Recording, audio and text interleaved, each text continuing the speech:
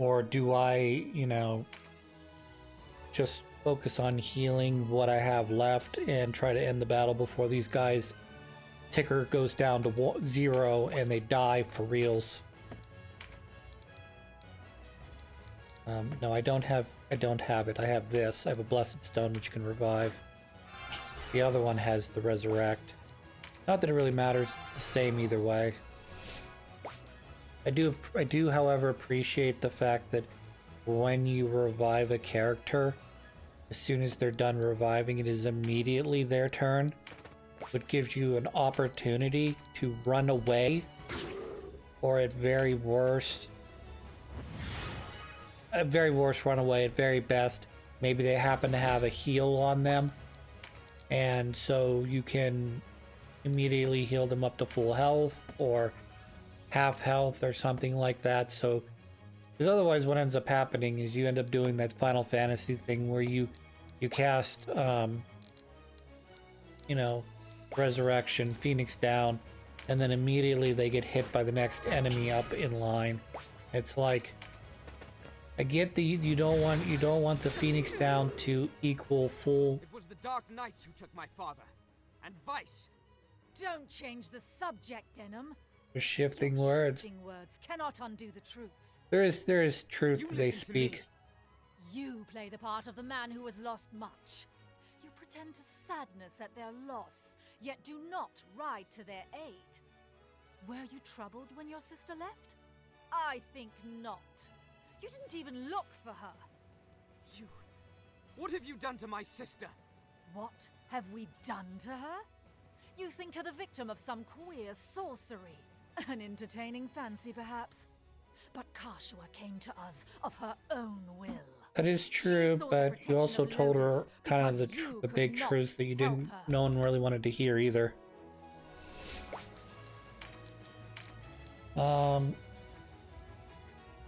Yeah, but I mean, that's the one thing you don't want to happen is to spend a resource, particularly as, I wouldn't say that the revival stones in this game are expensive, but they're expensive enough in comparison to like a Phoenix down in a Final Fantasy game. And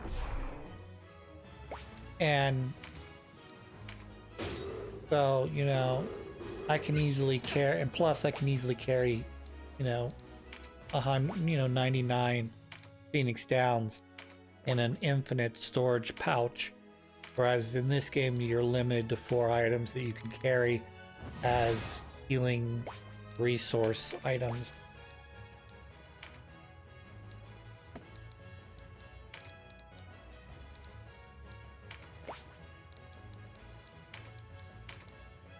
What she says does make a lot of sense, particularly in this neutral route. You're kind of playing like neither side. Like, on the one hand you said at Balma Musa, I will not be part of this slaughter. But then when the Duke said, we're being attacked by,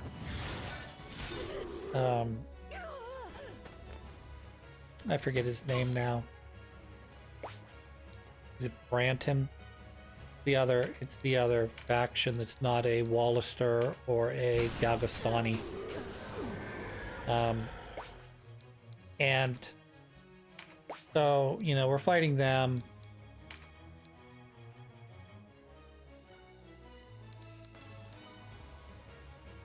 Oh, right. I was trying to make a point. I got distracted. So on the one hand, you know, you have at this point in the beginning of the game, you stand up, you say, I'm not part of this massacre. But then you hit the middle portion of the game and you said, well, if we're being attacked, I guess I'll forgive the fact that the Duke ordered the murder of all of those people. Okay? So in the lawful route, you're only once you're unlawful, you just stay unlawful. You can't change to neutral or chaotic from there. You just stay on the lawful path. You know, you followed the orders at Balma Musa, and you're going to continue it to the meeting point, which is chapter 4, which we're about to get to here in a second. But the chaos slash neutral choice is I choose to stick to my ideals and I cannot forgive the Duke, or I forgive the Duke because there's a bigger battle on the horizon, and so you end up like being like a waffle. You're waffling between your convictions and what you're willing to set aside the evils that the Duke did or ordered in order to solidify your position on this side of the island. And like I said, the chaos path makes more sense, because if you're going to go down the path that says I will not participate in the slaughter of Bama Musa, when it comes to your second choice, you're going to stick to your ideals. You're going to be like, yeah, I get it, you need my help, that's great and everything, but we're past that point where we're allies ever again. You know, unless something major revelation happens. You know, the fact that you slaughtered your own kind in order to create a false flag as pretense for rallying your people against a rival faction of people that you ultimately want to bring in under your fold, but you want to be the one in control, not the one who serves. So, again, the chaos lawful paths make the most sense because, like I said, you're sticking to your convictions one way or the other. And like I said, lawful, you don't really get a choice after you make that choice of Bama Musa because of the way the storyline unfolds. But we'll get there. I won't spoil it if you're going to watch through the whole series. But there's a reason why you can't go neutral once you've chosen the lawful path. Only because I don't know if the characters' personalities are all static in this game, or ooh, that was devastating. That was 1,000 damage. I'm not sure if the characters' personalities are static, with the exception of Vice, obviously, or if, based on the choices you've made up to this point, characters' personalities seem to change. Because the I would say the Duke probably is the same overall, though you could probably interpret some of his actions as being evil, or at very worst, sort of like the greater good thing. But I highly believe that the Duke, if given the opportunity, would rule all of this island, and he would do so as he sees fit. Whereas Leonor, I'm like, his personality is different depending if you choose chaos or lawful. I think it's weird. You'd have to see it to understand, but yeah, that's pretty good damage there. I like that. I don't think it'll... Nope, didn't kill anyone, unfortunately. Wish it would, because she's about to negate half of what I did. Bitch.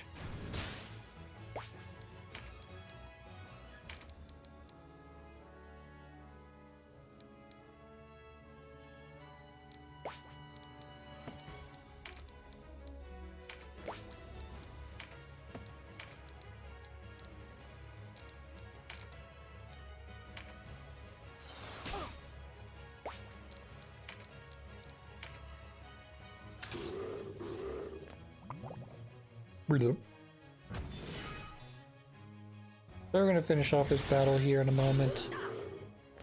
I'm sort of trying to milk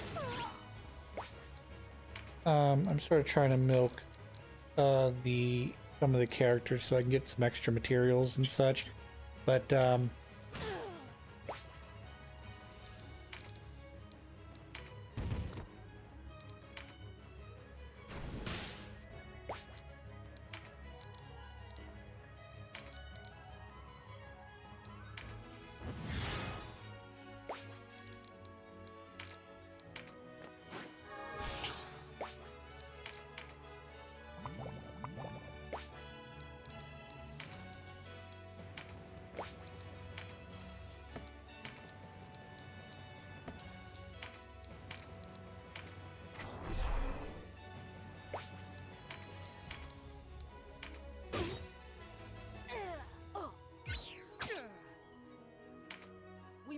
buy time for the High Champion and Balsaphon to escape the castle.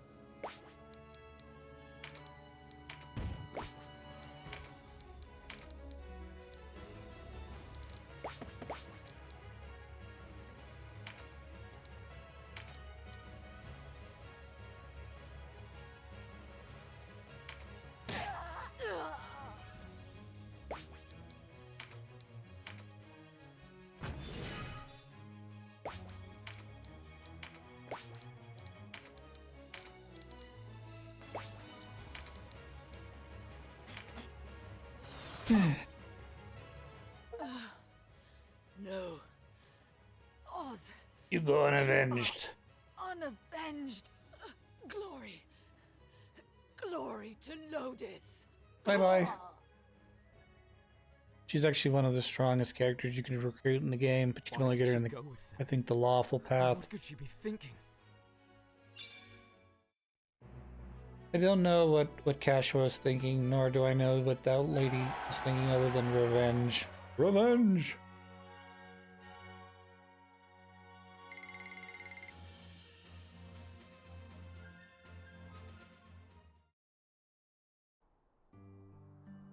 Ready for chapter 4? We're about to do it here in a second.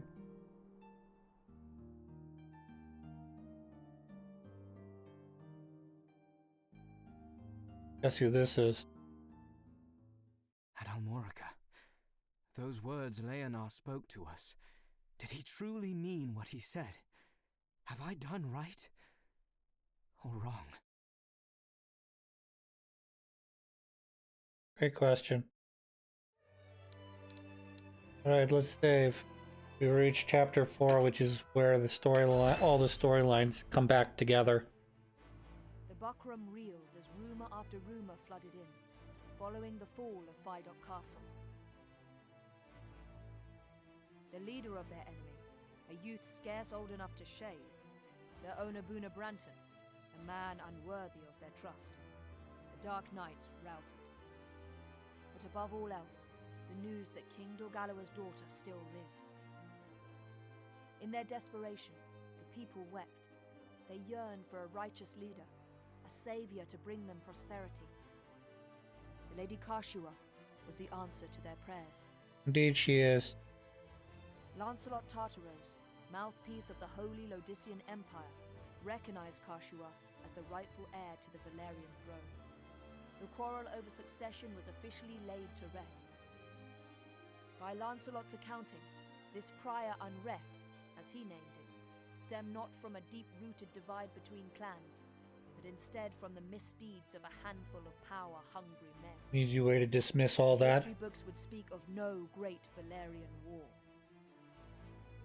Yet only the landed and the nobility paid any service to Lancelot's tale. Yeah, exactly. For those who resented the ascendancy of the buckram, words made a poor sound. While the lie of the battlefield had changed, the war raged on. What had once been seen as a clash of clans became a rift between rulers and the ruled, a struggle to break free from the yoke of oppression.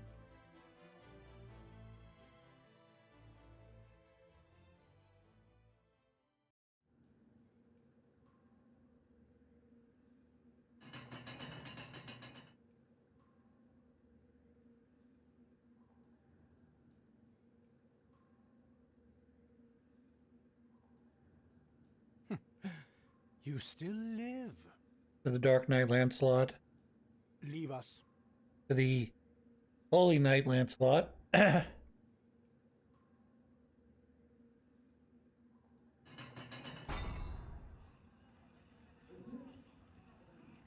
Another uprising company is the High Road. With a distant voice you probably can't hear. Can you hear that, Knight of Zenobia? It is only a matter of time before you fall. Who rules in Valeria is a trifling matter. You of all people must understand this.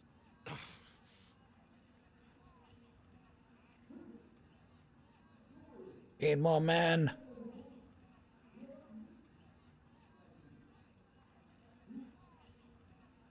Let me guess. Unable to stem the tide that rises from the hamlets and villages? Perhaps we ask too much of the Bakram soldiers. They're not the soldiers we are, you know. Or the men. Always binding people to your will. Fettering them lest they show signs of free thought. Perhaps therein lies your problem. They ask for a stern hand to rule them. Oh yes, here we have Ask. order versus You're freedom. mad. You have it wrong. It is the world that is mad. Tell me, how many of these peasants would even lift a hand to better their lot were they given a chance? How many would bloody their hands, risk their necks, walk without leaning upon another? How many would dare to fight? Think back to your own uprising. Where were the people for whom you shed blood? Safe at their hearths, grousing that more was not done for them. Times were hard. It was all they could do to keep themselves fed. Nonsense! They chose to be victims. They think that only from without the castle walls may one voice discontent.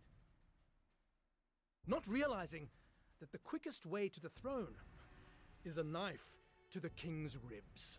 These people have the right to live out their own lives, not fill some part in a play of your design. You have both your eyes, and yet you see less clearly than I do.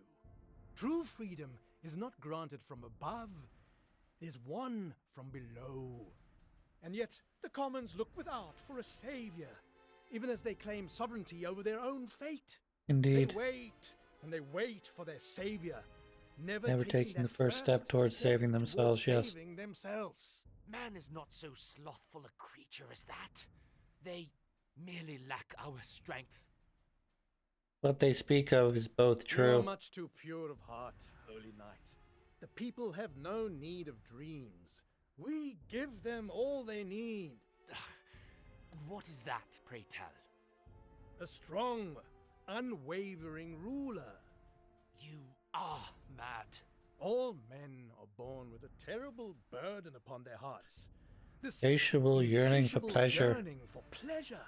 They do not hesitate to take the lives of others if it will better their own. And yet, even these base creatures can know guilt. So, what do? They turn it around. This is not my fault, man says. The world has failed me. me. Someone must bring order to this chaos. If the commons want to pursue their pleasure, let them do it in our service, under our rule. You call this rule? This trampling underfoot of all who disagree with you? We trample no one. All we do is reach beneath the suppurating flesh of this world and wrench out the source of its ailment. No. As the body strives to mend itself, so does the heart. These people you so despise may one day astonish you with their valor. You have far too much faith in the creature called man, Knight. People are drawn to power, drawn towards safety. They will betray even their most beloved to obtain it. Kashua, come.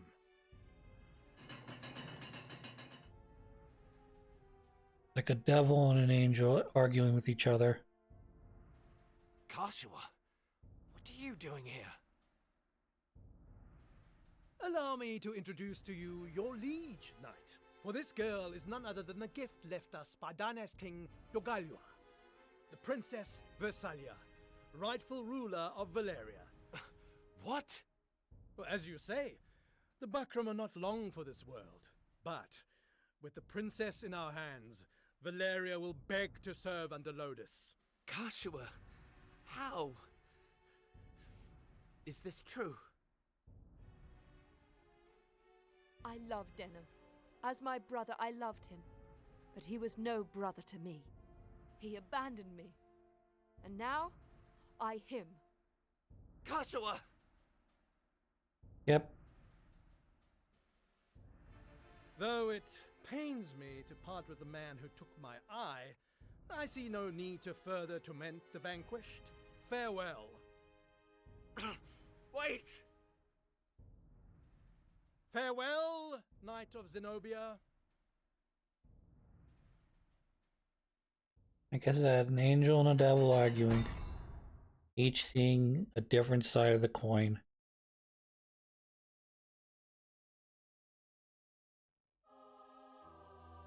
The princess has not been seen since the ceremony. Not even the officers among the Bakram know her whereabouts, and the regent has lent his spies to the search. I see no other explanation but that the princess has sided with the Dark Knights. Then the rift between Branton and Tartaros widens. What word of the Dark Knights? Most remain garrisoned in Heim, but many of their commanders, including Tartaros, are conspicuously absent. Perhaps this is why the Bakram do not move against us. What could they be scheming? You asked me to search for the Holy Knight of Zenobia. Yes. Have you heard something? A confession wrung from a scullery maid. It seems that the Holy Knight languishes in the dungeon below Heim Castle. So he lives? Yes, but under such a guard that not even the Bakram are allowed near. I was unable to mark him with my own eyes. Still, you have done much. Go, rest. By your leave, Commander. That'd been cool if he would just poofed out of the room. Poof. Commander, should we not move our forces on Heim? Not as yet. It would be rash indeed to strike without first knowing the Dark Knight's purpose. Yes, but the more time that passes before we strike, the weaker we become. Have you forgotten the way the men speak of the princess? Soldiers in your own ranks weep aloud at the thought of lifting a sword against Orgalawa's blood. I know. All the more reason to not act in haste. A report, sir. What is it? The soldiers at Brigantis have taken hostages and holed up inside the castle. What's this? What are their demands? Our surrender to the Bakram, sir.